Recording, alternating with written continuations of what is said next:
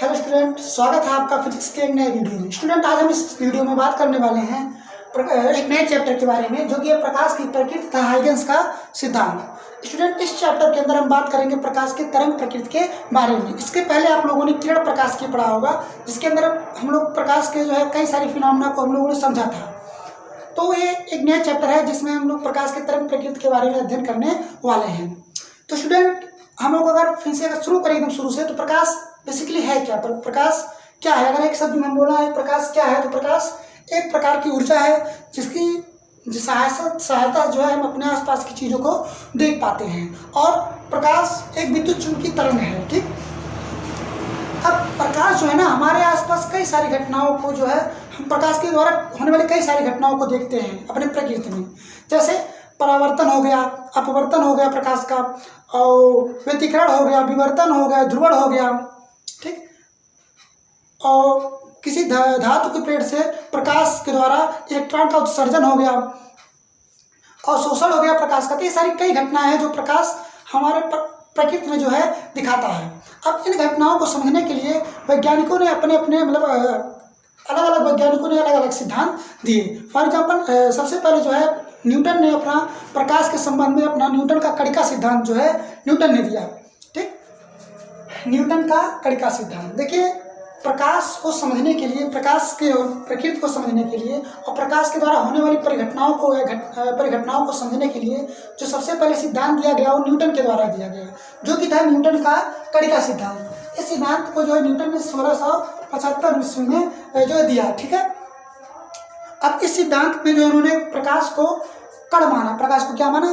कण माना। उन्होंने क्या कहा कि अगर कोई भी प्रकाश स्रोत है, कोई भी लाइट सोर्स है, तो अगर वो जल रहा है, अगर वो ग्लो कर रहा है, तो उसमें से जो है छोटे छोटे कण निकलते हैं। ठीक है, और जो कण होते हैं वही प्रकाश होते हैं। ठीक है, और वो कण की कुछ खास बातें होती हैं। कण की खास बातें क्या होती हैं? कण की, जैसे हम बताते हैं यहाँ पर, जैसे कोई लाइट सोर्स से जल रहा है तो इसमें प्रकाश के रूप में छोटे छोटे कण निकल रहे हैं। छोटे छोटे क्या निकल रहे हैं? कण निकल रहे हैं। ठीक, और इन कणों की खास बात ये होती है कि ये कण द्रव्यमान रहित होते हैं और पूर्णतः प्रत्यास्थ होते हैं और बहुत ही छोटे छोटे होते हैं। ठीक है, और अलग अलग रंग के प्रकाश के लिए इनका शेप जो है अलग अलग होता है। ठीक है, शेप और साइज अलग अलग होता है अलग अलग रंग के प्रकाश के लिए। ठीक, जैसे लाल रंग के प्रकाश के लिए उन्होंने कहा कि लाल रंग के प्रकाश के लिए जो कण हैं प्रकाश के थोड़े बड़े बड़े होंगे। ठीक, और जो बैंगनी रंग के प्रकाश के लिए जो कण होंगे थोड़े छोटे छोटे होंगे। मतलब इस तरह जो उन्होंने बातें कही। ठीक है, और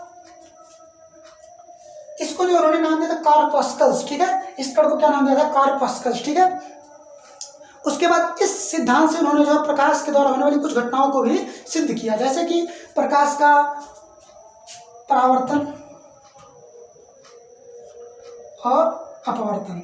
ठीक, इन दोनों घटनाओं को भी जो उन्होंने इस तरह जो इस प्रकाश के अपने कणिका सिद्धांत से सिद्ध किया। ठीक है, प्रूव किया।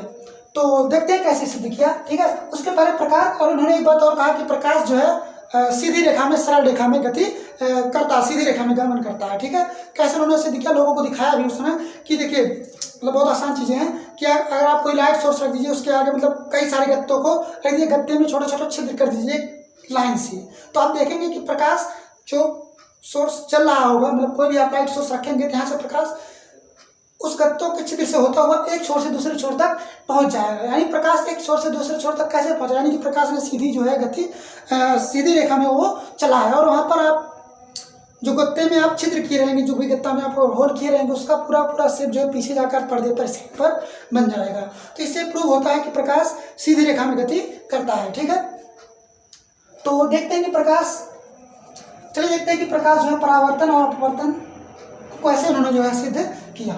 ठीक है, देखिए,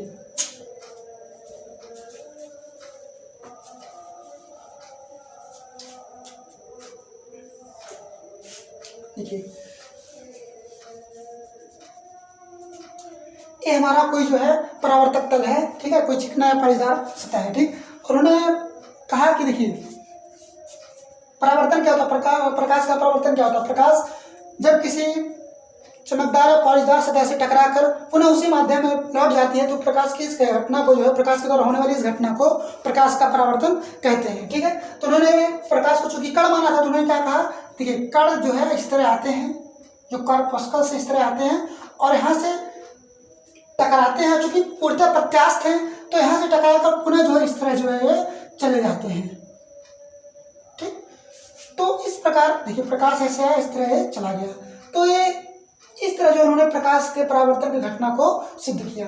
यहाँ पर हमारा जो है अविलंब हो गया।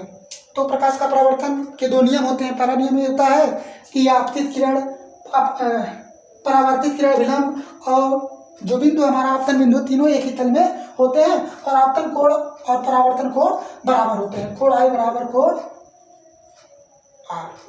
ठीक, तो उन्होंने सिद्ध किया। ठीक है, और देखो टकरा कर मतलब इस तरह यहाँ से चले जाएंगे। क्यों चले जाएंगे? क्योंकि जो उन्होंने कण को क्या माना था, पूर्णतः प्रत्यास्थ माना था। ठीक है, अब परावर्तन उन्होंने सिद्ध किया। उसके बाद जो है उन्होंने अपवर्तन को भी सिद्ध किया। कैसे सिद्ध किया देखिए, एक कोई हमारा नीचे पारदर्शी माध्यम है, ऊपर एक अलग माध्यम है, नीचे कोई अलग माध्यम है। हम मान लेते हैं ऊपर जो है विरल है, कोई मान लेते वायु है नीचे और अंदर जो ऊपर वायु है, नीचे हमारा कोई सघन माध्यम मान लेते हैं, जल या कांच, कुछ भी मान लेते हैं। ठीक है, देखिए अब प्रकाश आ रहा है यहाँ से। ठीक, तो प्रकाश ऐसे आ रहा है। अब देखिए इस चूंकि प्रकाश को उन्होंने कण माना, तो हमने यहाँ पर दिखाया देखिए कण के रूप में प्रकाश यहाँ पर आ रहा है। ठीक है, कॉर्पस्कस। तो देखिए जब ये प्रकाश इस माध्यम से इस माध्यम में जाएगा तो देखिए चूंकि हमारा माध्यम हमारा सघन हो गया है, ऊपर हमने वायु माना, नीचे हमने जल माना है, मान लेते वाटर जल है। ठीक है, तो देखिए अब जो जल के हमारे जल के जो कण रहेंगे वो इन पर जो है क्या करेंगे, फोर्स लगाएंगे, इस कण पर क्या करेंगे, बल लगाएंगे अंदर की तरफ। और जो जाना तो चाहिए था ऐसा, लेकिन जो है जो अंदर के मॉलिक्यूल रहेंगे, जो अंदर चल के और रहेंगे, इस पर बल लगाएंगे और बल लगाकर इसको नीचे की तरफ जो है खींचेंगे। इस कण को कहाँ खींचेंगे, नीचे की तरफ। जब नीचे की तरफ खींचेंगे तो नेट बल जो है इन कणों पर, जो कॉर्पस्कल्स हैं, इन पे नेट बल जो है नीचे की तरफ लगेगा और प्रकाश इधर ना जाकर थोड़ा सा बेंड हो जाएगा, थोड़ा सा क्या हो जाएगा, झुक जाएगा। तो देखिए प्रकाश एक माध्यम से दूसरे माध्यम में गई तो अपने रास्ते से विचलित हो गई। इसी घटना को जो है क्या बोलते हैं, प्रकाश का अपवर्तन कहते हैं। सो इन्होंने प्रकाश के अपवर्तन को भी समझाया। ठीक है, तो न्यूटन के कणिका सिद्धांत से तो दो बातें मतलब अच्छी तरीके से सिद्ध हो गई, प्रकाश का अपवर्तन और परावर्तन और अपवर्तन। ठीक है, ठीक, कुछ चीजें थी जो प्रकाश के कणिका सिद्धांत से सिद्ध नहीं हो रही थी। देखिए उसी समय जिस समय वेंटरटन ने अपना कणिका सिद्धांत दिया, उसी समय जो है उसी टाइम में जो है हाइगेंस ने अपना तरंग सिद्धांत दिया था। हाइगेंस ने जो है प्रकाश को तरंग मानकर अपनी बातों को कहना चाहा। ठीक, अपनी बातों को समझाना चाहा। ठीक है, तो देखिए चूँकि न्यूटन जो है उस समय बहुत ही प्रसिद्ध वैज्ञानिक थे, उन्होंने जो है सर्वात्रिक गुरुत्वाकर्षण का नियम दिया था, लॉज ऑफ मोशन दिया था, ठीक, गति के नियम दिए थे। इस तरह से थोड़ा सा पॉपुलर भी थे और इसलिए उनकी जो कणिका सिद्धांत थी बहुत ज़्यादा दिनों तक जो है उनके कणिका सिद्धांत को महत्व दिया गया। पर आने वाले जो और भी मतलब प्रकाश जो है और भी घटनाओं को दिखा रहा था, वो पूरी तरह मतलब जो कणिका सिद्धांत था उसको सिद्ध नहीं कर पा रहा था। जैसे उन्हीं में से एक घटना थी व्यतिकरण। ठीक, व्यतिकरण को अगर हम न्यूटन की कणिका सिद्धांत से सिद्ध करना चाहें तो नहीं सिद्ध होगा। ठीक है, व्यतिकरण को हम नहीं समझा सकते आपको न्यूटन के कणिका सिद्धांत से, लेकिन हाइगेंस के तरंग सिद्धांत से आप न्यूटन के व्यतिकरण को, आप जो व्यतिकरण वाली घटना है उसको आप समझा सकते हैं। ठीक है, तो और आप हाइगेंस के सिद्धांत से परावर्तन भी समझा सकते हो, अपवर्तन भी सब कुछ समझा सकते हो और साथ ही साथ व्यतिकरण को भी समझा सकते हैं। ठीक है, लेकिन न्यूटन के कणिका सिद्धांत से जो है आप व्यतिकरण को समझा नहीं सकते हैं। तो समय के साथ जो है न्यूटन की कणिका सिद्धांत फेल होती गई, क्योंकि कई सारी घटनाओं को जो है वो समझा नहीं पाई। ठीक है, सो उसके बाद हाइगेंस का जो है तरंग